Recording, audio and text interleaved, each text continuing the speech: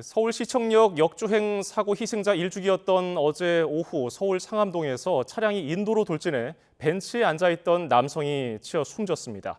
철제 울타리가 있었지만 차량을 막지는 못했는데 시설물 강화는 물론 사고 예방을 위한 추가 대책이 필요하다는 지적이 나옵니다. 배민혁 기자입니다. 흰색 SUV 차량 한 대가 인도 위에 올라서 있고 주위에 구급대원들이 보입니다. 50대 여성 A씨가 몰던 SUV가 주차장에서 나오다 인도로 돌진한 겁니다. 차량은 공원 벤치에 앉아있던 40대 남성을 덮쳤고 남성은 병원으로 옮겨졌지만 끝내 숨졌습니다.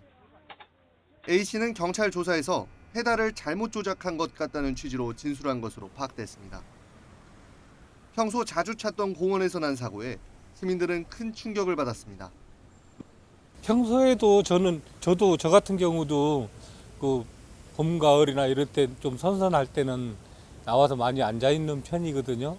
차가 여기 와서 덮치려는 그런 생각은 할 수 있는 상황이 아니었어요. 놀랬죠. 사고 다음 날에도 현장에는 당시 충격이 고스란히 남아 있습니다. 숨진 남성이 앉아있던 벤치에서 2m 정도 떨어진 인도변에 철제 울타리가 설치돼 있는데요. 차량이 들이받은 곳은 완전히 뽑혀나갔고 인접한 곳도 휘어졌습니다.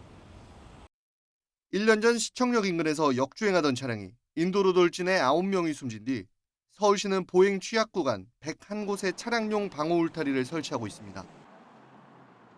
하지만 이번 사고가 난 곳은 대상 지역이 아니었던 것으로 파악됐습니다.